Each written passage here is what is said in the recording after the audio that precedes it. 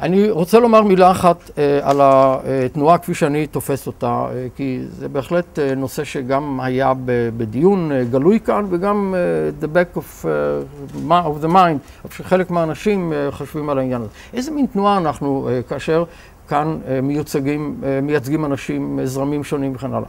אני תופס את התנועה הזאת, זה עוד לא עלה היום, ואני קצת מהסס לומר את זה, אבל אני תופס את התנועה הזאת כמעין, אולי זה נשמע יומרני, כמעין תנועת על בעין, כמעין תנועה מאגדת, תנועה של תנועות, תנועה שמאפשרת תנועות שונות. ולכן אני נזהר כמפני אש, מפני תוכן קונקרטי של התנועה. אני חושב שהתוכן הקונקרטי הוא התכוונות. אני חושב שהתוכן הקונקרטי הוא וקטור. התנועה שלנו סובבת סביב וקטור. היא סובבת סביב ציר. במקרה זה ציר אנכי. ציר אנכי.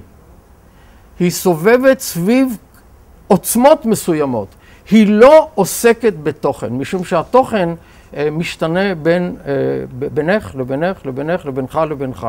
כל אחד מביא איתו את הניסיון שלו, את הצוות שלו, את הקונספט שלו וכיוצא בזה. התנועה שלנו במובן הזה היא תנועה שמתלכדת סביב כיוון מסוים.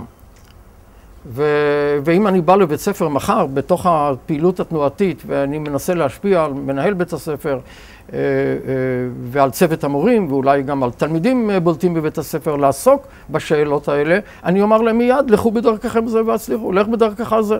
מי אני? למה אני צריך להתערב בענייני התוכן?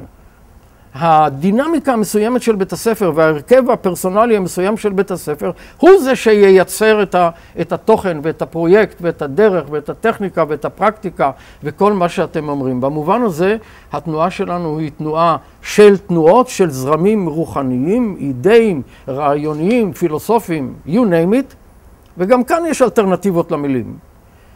וסובבת סביב ההתכוונות, ככה אני תופס את העניין.